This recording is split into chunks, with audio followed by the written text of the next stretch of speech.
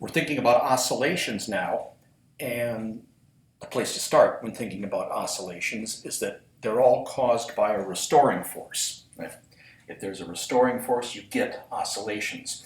We imagine some mass that could just sit still in some kind of an equilibrium position, some point where the net force on it is zero, but if the mass gets moved away, displaced away from that equilibrium position, then a restoring force appears which will pull that mass back towards equilibrium. There are all kinds of different restoring forces, but if we have a so-called linear restoring force, what we get is simple harmonic motion, a particular kind of oscillation that we call simple harmonic motion. The thing to remember about this is that in this type of oscillation, the position and velocity and acceleration all behave like sines or cosines. A position versus time graph, a velocity versus time graph, an acceleration versus time graph will all look like sine or cosine curves. So a simple model for thinking about a mass being displaced away from equilibrium and feeling a restoring force is to think about a spring connected to a mass, and the force that a spring will apply to a mass would look like this. Delta x, that just refers to the displacement away from equilibrium.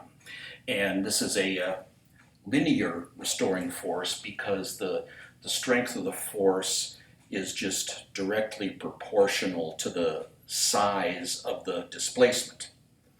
If the displacement doubles, the force gets twice as strong. If the displacement is cut in half, the force is only half as strong. So let's imagine this.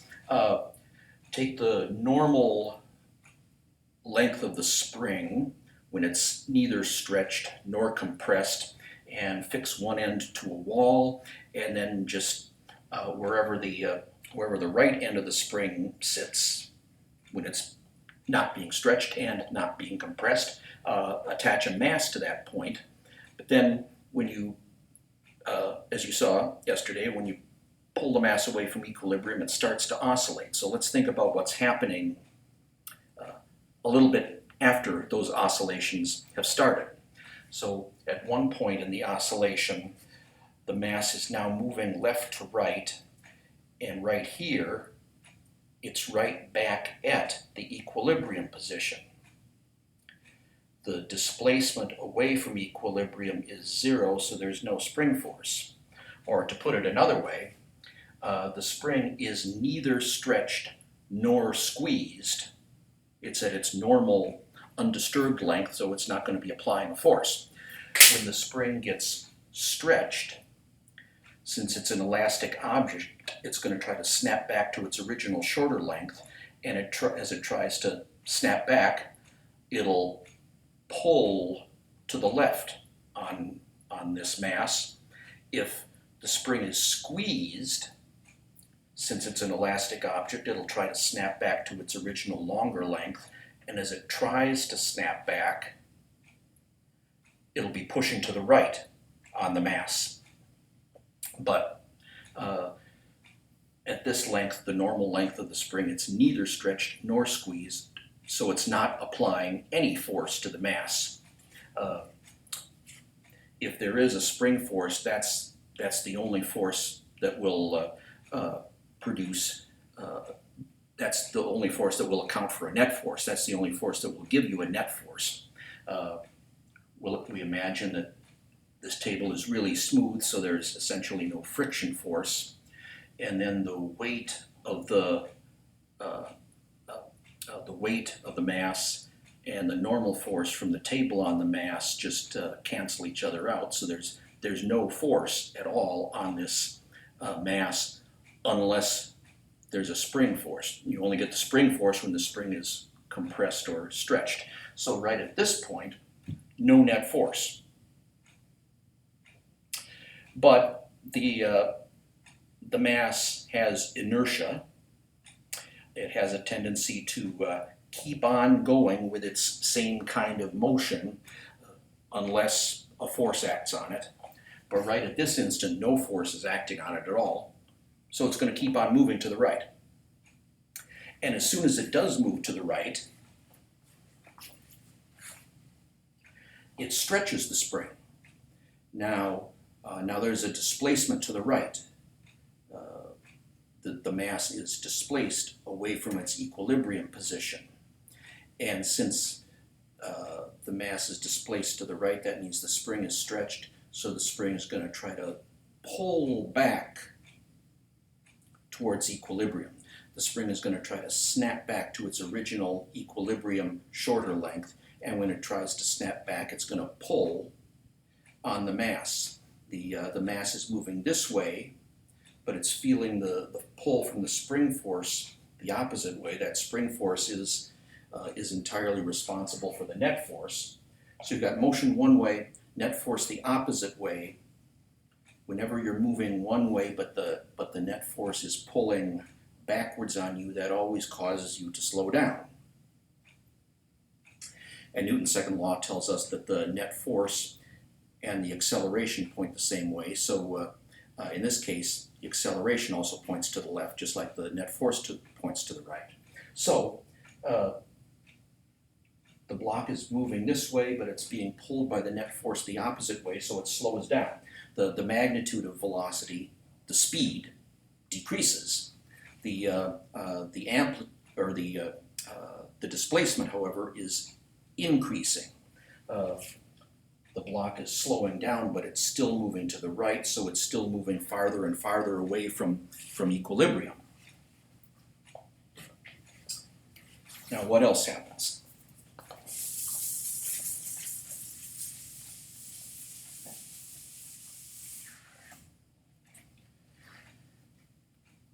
Well,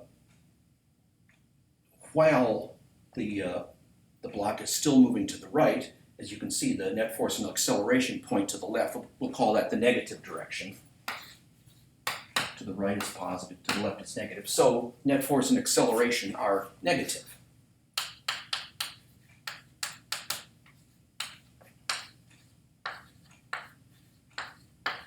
But here's the force that's providing the net force. The net force is entirely produced by the spring. So as this increases, the force gets stronger, or the magnitude of the force gets bigger.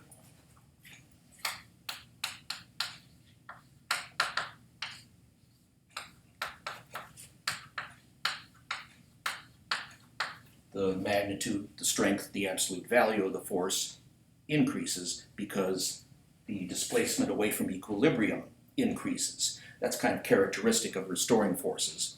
The farther you are away from equilibrium, the more restoring has to be done, so to speak, the stronger the restoring force will be. Also, acceleration is negative, but the magnitude of the acceleration is also increasing.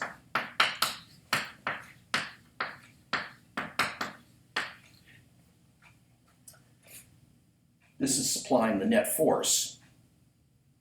So since this is the net force, that's just equal to mass times acceleration.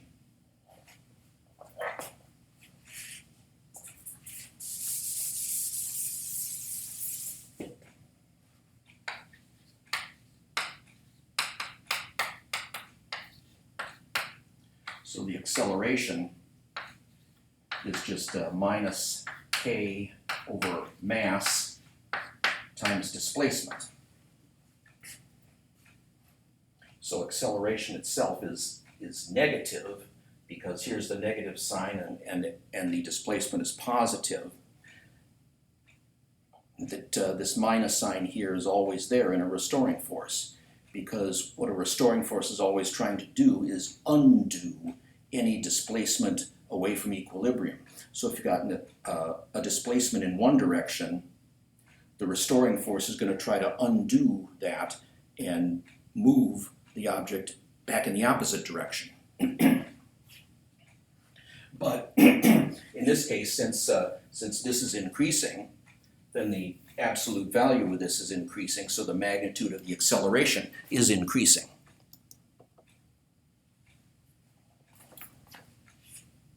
So graphically, we could represent all of this in this kind of way.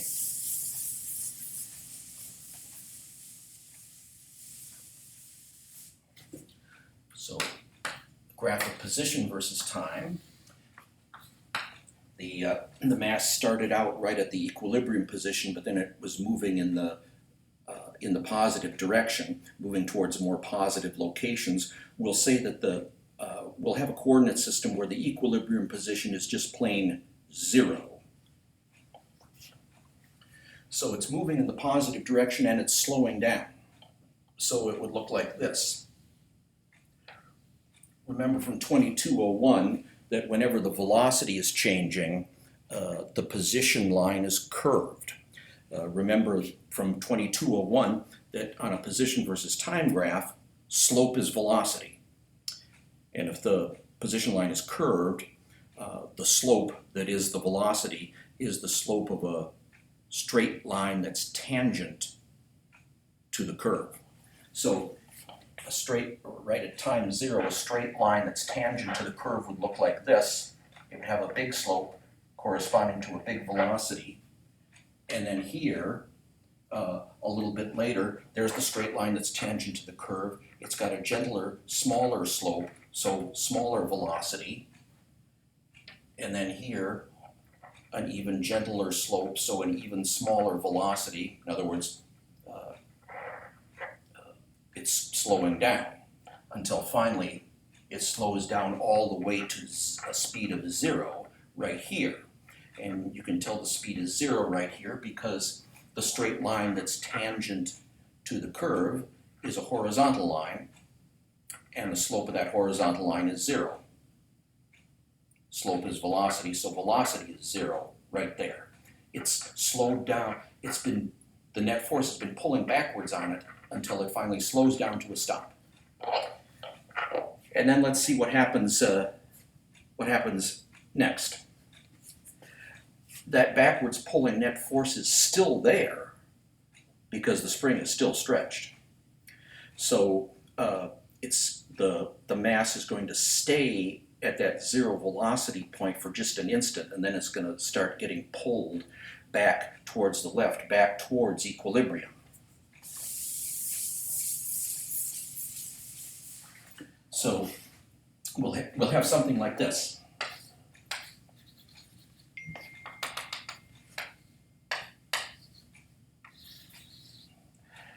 The mass is still displaced away from equilibrium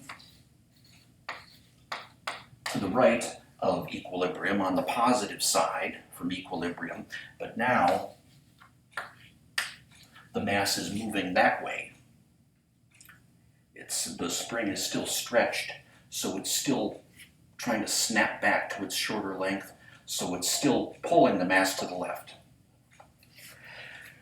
Which means the net force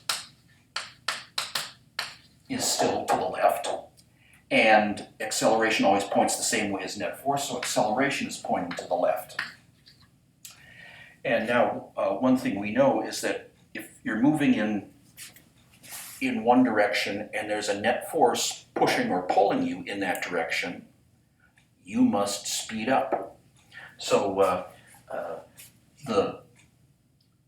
as the mass moved away from equilibrium, it was slowing down all the way to a stop. Now it heads back towards equilibrium and it speeds up, or the magnitude of the velocity increases. And furthermore, the net force and the acceleration still point in the negative direction. So they're still negative, but their magnitudes are now decreasing.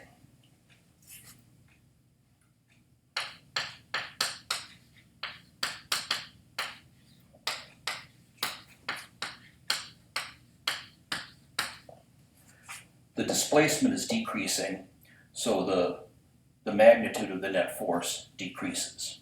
And likewise, the this is decreasing, so the magnitude of the acceleration increases until finally it gets all the way back to equilibrium where the net force is 0. So that's what was happening to the position graph. It was heading now. It stopped here and started heading in the opposite direction. Right, velocity now to the left, velocity now negative. And we can see that because the slopes of the tangent lines are all negative until it gets back to equilibrium. Now let's think about velocity and acceleration during this half of a cycle. Up until this point, the mass is moving in the positive direction, so it has positive velocity. But it's changing positive velocity. Here, big slope, so big velocity, and then decreasing slope, so decreasing velocity until it finally decreases to 0 velocity at this point. So the velocity curve would look like that. Always positive velocity, but slowing down until you get to 0 velocity right there. And now it's slowed down to a stop, it can turn around, so now it's moving in the negative direction, negative velocity, and you can see that because the slopes of the tangent lines are all negative. So negative velocity and speeding up. That is, stronger and stronger negative velocity as time goes by.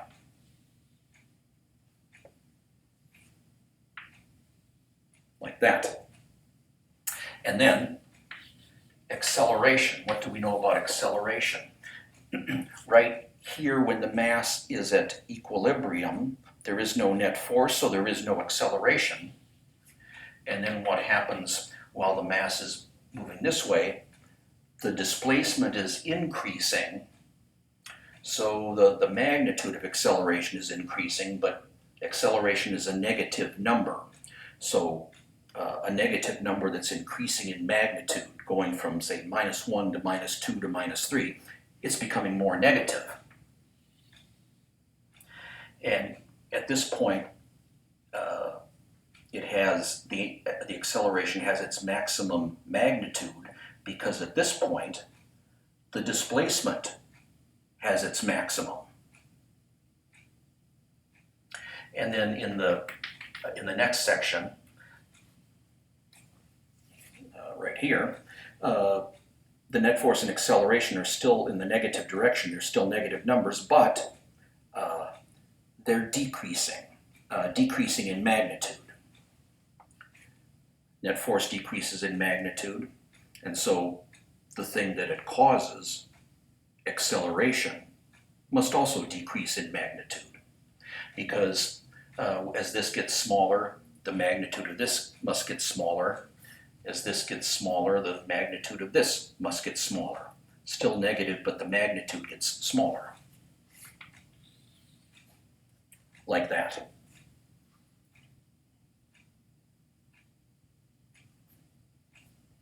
Notice that the shape of the acceleration and the shape of the position graphs are just mirror images of each other, if you imagine the mirror right along the time axis. That's because of this. That's the way a restoring force always goes. The restoring force, and therefore the acceleration caused by that restoring force, always point opposite to the displacement. If you've got a positive displacement, then that restoring force is going to pull in the negative direction to get you back to equilibrium. And vice versa, if you have a negative displacement, the restoring force is going to push in the positive direction to get you back to equilibrium. Okay, and in class we will see a lot more.